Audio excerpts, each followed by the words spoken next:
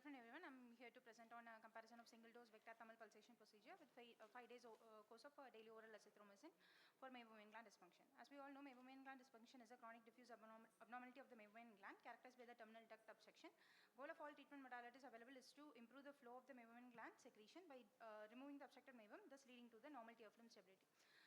Coming to the Lachnine literature, VTP is a newly launched procedure in India, and to the best of our knowledge, there was no study comparing its effect on meibomian gland dysfunction with the oral azithromycin in our population. It is a prospective non-randomized comparative analysis done in Eye Foundation with a follow-up period of 6 months. Coming to the inclusion criteria, patients who are above 18 years of age who are willing to undergo the procedure with a MGD score of speed score of more than or equal to 6, OSA score of more than or equal to 18, LLT of less than or equal to 60, and meibomian gland score less than or equal to 6, and reported dry eye symptoms within 3 months. And patients who had more than or equal to 50% observable meibomian gland structure determined by the meibography, and no reported history of allergy or sensitivity to azithromycin. The speed and the OSA score are assessed using the corresponding questionnaire. Patients who are having ocular inflammation or infection, ocular surface abnormality or eyelid abnormality, or patients who have a systemic disease that cause dry eyes such as Sjogren's or rheumatoid are excluded, who underwent punctal occlusion or punctal plug within 3 months, and also who has less than 50% observable meibomian structure determined by the meibography are excluded. After getting an informed consent, a symptomatic assessment is done using speed and OSA questionnaire. Written examination is done for grading the meibomian gland score, and lipid scan is done to assess the lipid layer thickness, and T-BUT and shimmers is done subsequently. After the initial assessment, the patient is informed about 2 modalities of treatment. For the VTP, a heat of 42.5 degrees Celsius is applied with a pulsating pressure of 0.5 to 5.5 psi. And for antibiotic group, 5 days of tablet azithromycin, 500 mg on day 1 and 250 on for the subsequent days is given. For the post-treatment is also done similarly after 2 weeks of the procedure.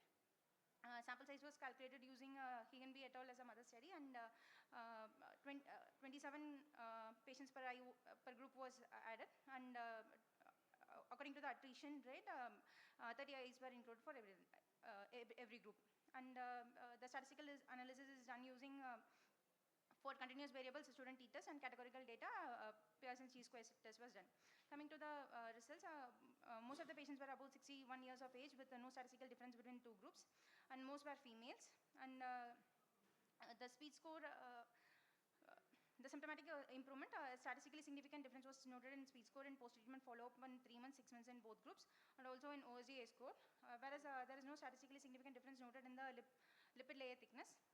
T-BUT also increased statistically significant, and there is a significant improvement in 2 weeks in azithromycin group, and the improvement mildly deteriorated in the subsequent follow-ups, whereas in lipid flow, the improvement lasted throughout the follow-up periods.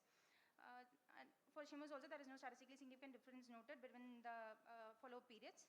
Meibomian gland score also showed a statistically significant improvement. When comparing the mean difference of speed score between the pre-treatment and post-treatment, both the speed, OSA, everything improved at the subsequent follow-up visits. Coming to the summary, our study found that both azithromycin and LipiFlow treatment are effective in patients with MGD. The effect of LipiFlow treatment lasted for longer follow-up period. Considering the cost of the treatment, LipiFlow is out of reach for patients with lower socioeconomic status.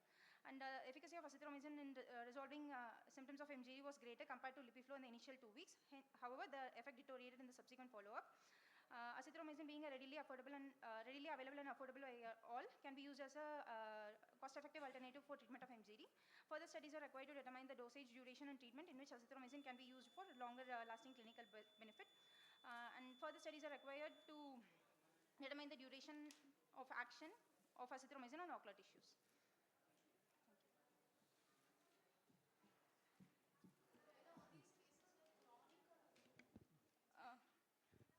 Ma'am, chronic patients, ma'am. Chronic cases, how it like 1 dose of vector pulse therapy and 5 days course of azithromycin, how do you like expect to get improvement in chronic cases of MGD? Ma'am, we also excluded the patients, like when there is meibomian gland dropout, we didn't include those patients, ma'am, when there is a observable meibomian gland, so that when we like remove the occlusion using the pressure, like they can resume the secretion. Were they supplemented with any local therapy? Yes, sir. Because that's not mentioned.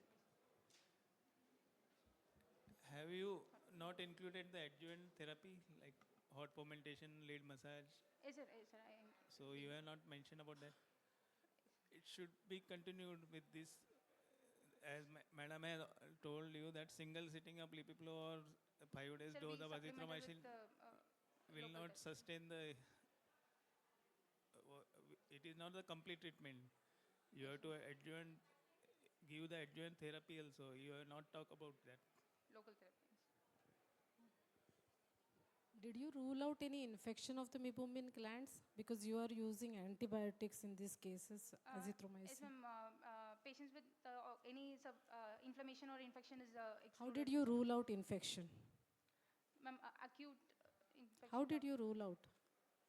Ma'am, shorter duration. Sir, sir, infection. So there is no any pain like we excluded. You concluded saying that Lipiflow was better in the long term, but your lot of your graphs showed the azithromycin thing having higher. So you enumerated some criteria and you skipped over some slides. So when you're saying Lipiflow was better, what was your criteria to say Lipiflow was better in your in your data? Ma'am, azithromycin, there is a significant improvement noted at 2 weeks. But the when comparing 2 weeks between the azithromycin and Lipiflow, azithromycin was better at 2 weeks. Not, but during the subsequent follow-up, because of the bioavailability of the drug, this has subsided. But Lipiflow, it was constantly maintained. What was maintained? You had so many criteria, right? You showed so many graphs. Yes, sir. So out of all of those criteria, how many were better in Lipiflow, how many were better in azithromycin? And to conclude statistically, in the end, which was more significant? What did you do a multivariate analysis or a univariate analysis? Did you come to find which factor was most affected by which modality of treatment?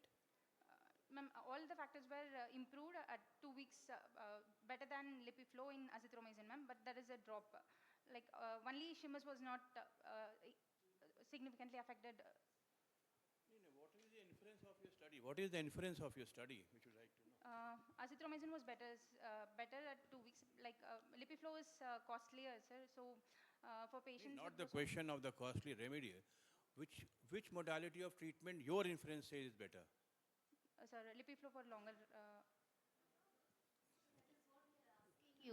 What are the criteria which are showing that this is better? So you have done that analysis, no? So tell us. That is what. Ma'am, all